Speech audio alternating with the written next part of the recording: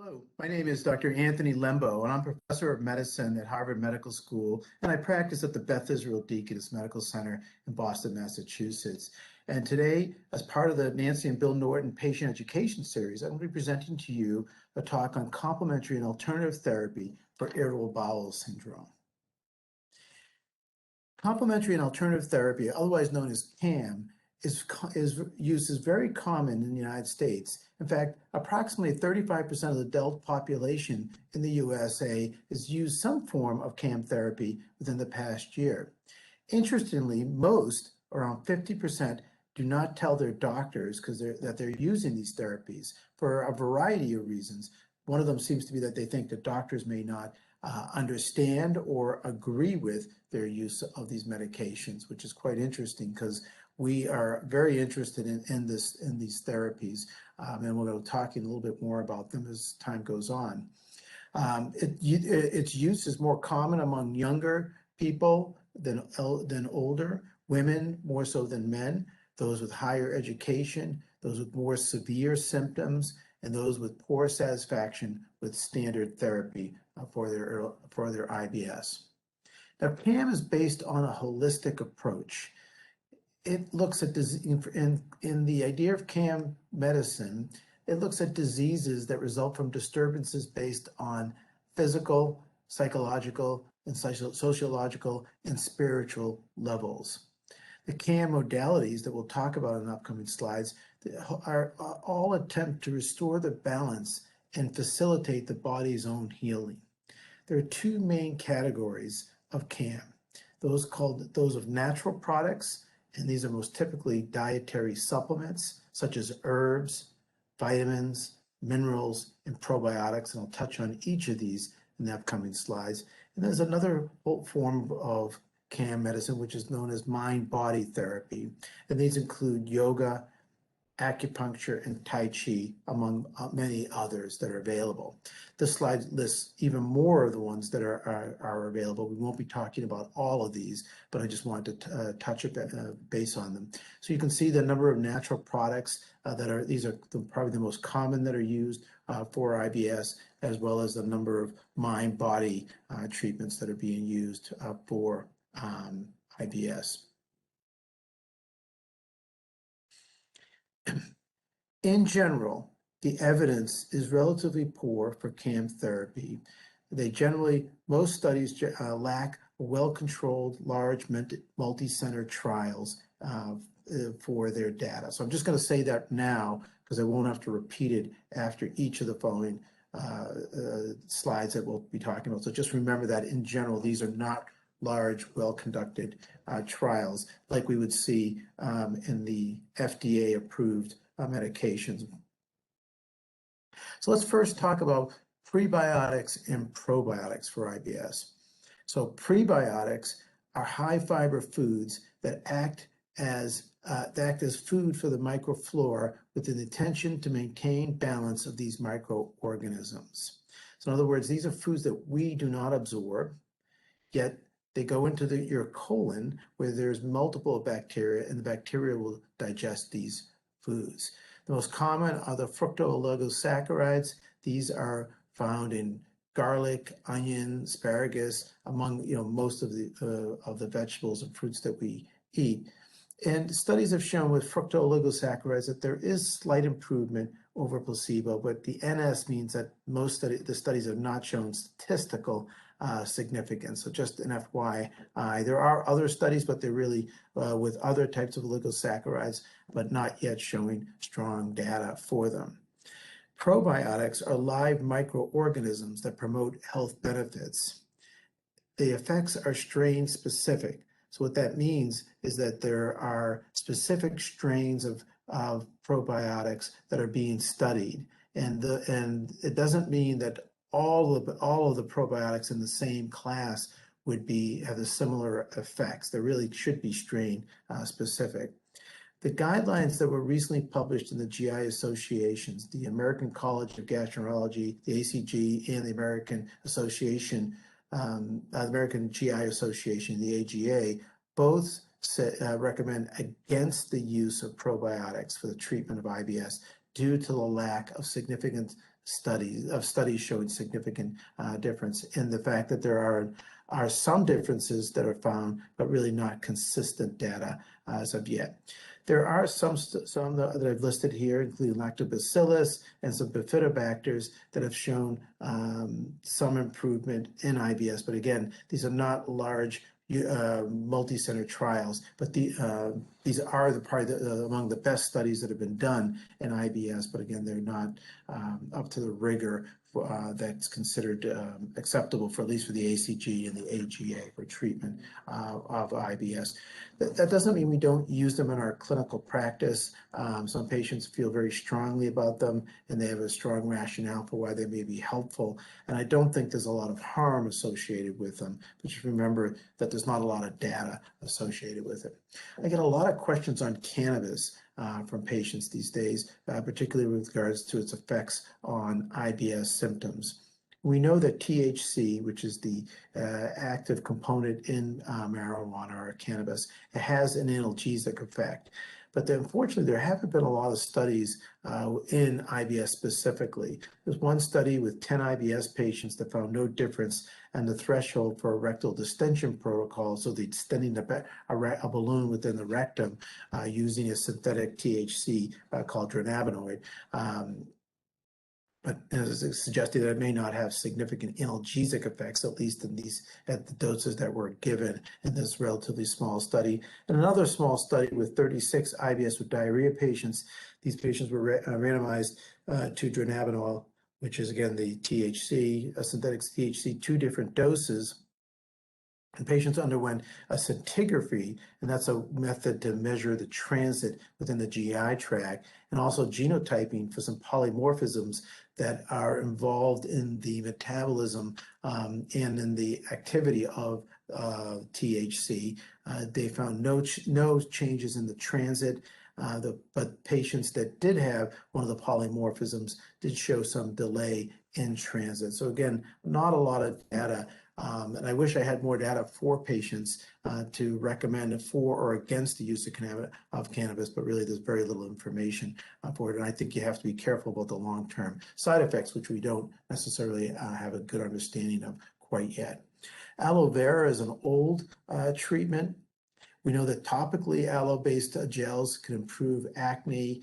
They may help reduce pain as well. And some people with a variety of skin issues such as herpes, lichen planus, and psoriasis have shown some improvement.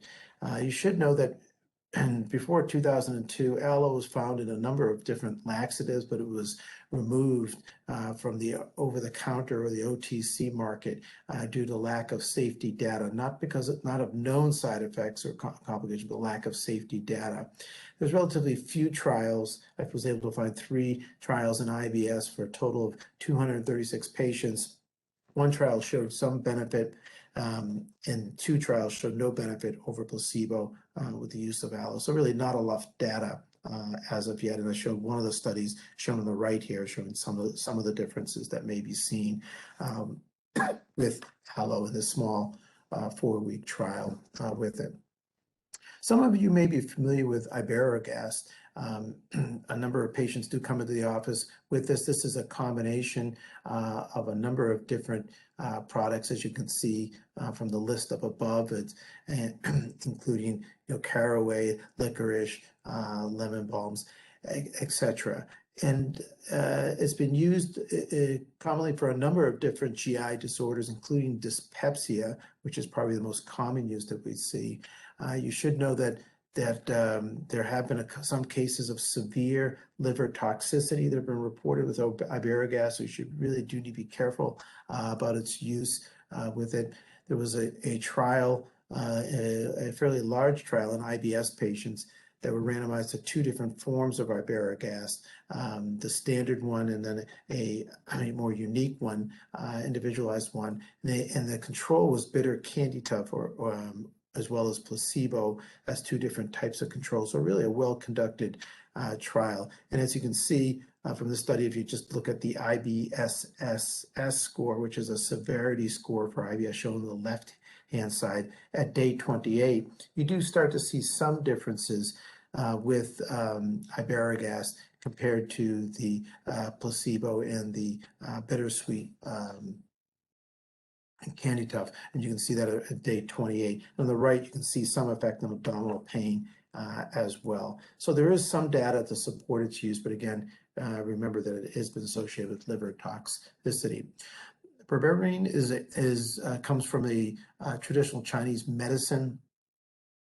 It's been used for years to treat diarrhea in China. Its mechanism of action is to enhance the sodium absorption, which also in turn causes an increase in water absorption from the intestines, and may also have some anti-nociceptive effects through nitric oxide mediated pathways.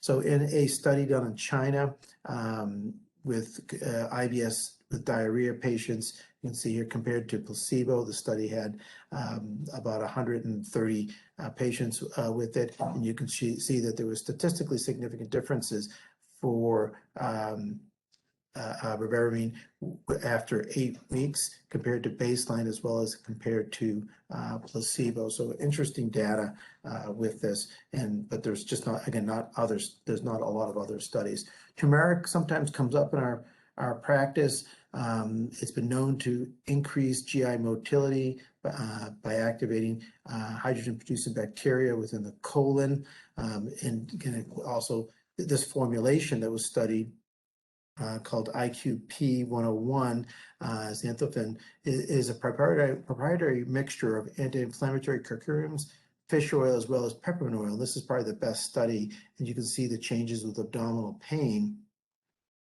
that were statistically significant beginning at week 3. So again, some data, and there's also the IBSSS score shown on the table above, showing improvement with abdominal pain, but again, a relatively small study with it. This is an interesting study with glutamine, and excuse me, glutamine is an essential amino acid, but importantly, it's a major energy source for the epithelial cells that line the GI tract. And it's been shown, in the past that particularly patients like in the intensive care unit that may be deficient in glutamine, that they have an increase in permeability within their intestines, and that can be improved by giving these patients oral glutamine. And we also know that patients with IBS with diarrhea, some patients may also have an increase in permeability. So in this study that was done by Nick Buren's group, they took a group of post-infectious IBS with diarrhea patients that had documented evidence of increased permeability, and they were given either 5 grams 3 times a day of glutamine or placebo for 8 weeks. And as you can see from the table, this is the change in their IBSSS score, which is a severity score for IBS, that there was a marked difference with glutamine and a relatively small difference with placebo. And it also seemed to improve frequency and consistency, and most importantly, I think, improved permeability associated with as well. So this is promising data. Again, a very select group of people, that those with IBS-D that have increased permeability, which represents probably less than 50% of those patients with it.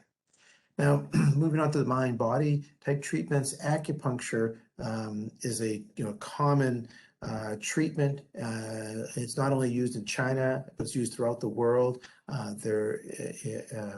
Particularly in the United States, there are more acupuncturists per capita in the United States than there are in China, for example. So these are commonly used, and it's based on a long-standing tradition of traditional acupuncture points on these main channels, or otherwise called as meridians, with it. And each point has a defined therapeutic action, and typically they'll use somewhere between 5 and 15 needles in a session, and they may also combine it with heat, electricity, etc., may be used as well. With regard to IBS, it's been well studied. There are a number of randomized control trials and several systematic and meta-analyses of these studies as well. And in general, they show that there's no benefit in IBS or quality of life compared to sham acupuncture. So just to keep that in mind. What's important to note, though, is that there is improvement with acupuncture compared in sham acupuncture compared to no treatment no treatment. And this was a study that we did a few years ago, and we had an acupuncture group, a sham acupuncture group, and a waitlist group. So as you can see by looking at any of these graphs, but let's just focus on the upper left. This is the global measure of improvement in IBS, that there was no difference between acupuncture and sham acupuncture, which is what showed in many other studies. There's a numeric difference, and we and others have calculated that you would need to power to do the, to really show a statistical difference, you need to have a very large trial. Not an enormous trial, something along the lines what's seen in many drug trials, but usually somewhere between 500 and 700 patients would need to be done to show that to power this properly to see if there was a real difference. What was most striking was the difference between the sham and the acupuncture in the waitlist group. So nothing or no new treatments, doing sham acupuncture or acupuncture is better than doing no other treatment. Yoga has also been studied. It's commonly used by many people, not necessarily just for IBS, but within the group of IBS patients, there are a number of studies comparing yoga versus no treatment, and then about a third of patients that are in yoga report clinically significant improvement in symptoms of IBS. They also report other improvements such as decrease in anxiety, decrease in the number of medications used. There are several studies looking at yoga versus exercise, such as in this case was a walking program showing there was no difference between these two groups. We know that they're both walking has also been shown to help IBS symptoms, or any moderate to rigorous exercise has been shown to help as well. Yoga versus medications. There's one study looking at yoga versus loperamide, which is an antidiarrheal medication used for IBS of diarrhea, showing again no difference between the groups. And we know that loperamide can improve stool frequency and consistency, but may not help abdominal pain. And a study looking at yoga versus psyllium plus diazepam, which is a benzodiazepine, plus an antispasmodic, and again, showing no differences between the medication group and the patients receiving yoga. So again, if yoga may be as good as some of these medications, if you want to look at it like that. Very interesting, yoga is also compared to a low FODMAP diet, and that's a very commonly used therapy, which you'll hear about in a separate talk, and showing no differences between the yoga and the low FODMAP diet in this case. So just to summarize, CAM therapy is commonly used, particularly in the United States, but also throughout the world. Most CAM therapies in IBS lack well-controlled, large, multi-center trials.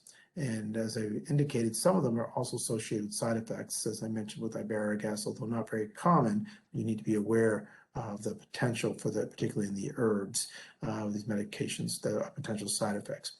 Current data suggests that there may be some benefit for IBS for many CAM therapies, though given the lack of well-conducted studies, further trials are needed to determine the appropriate patients and the potential for risks. Thank you much.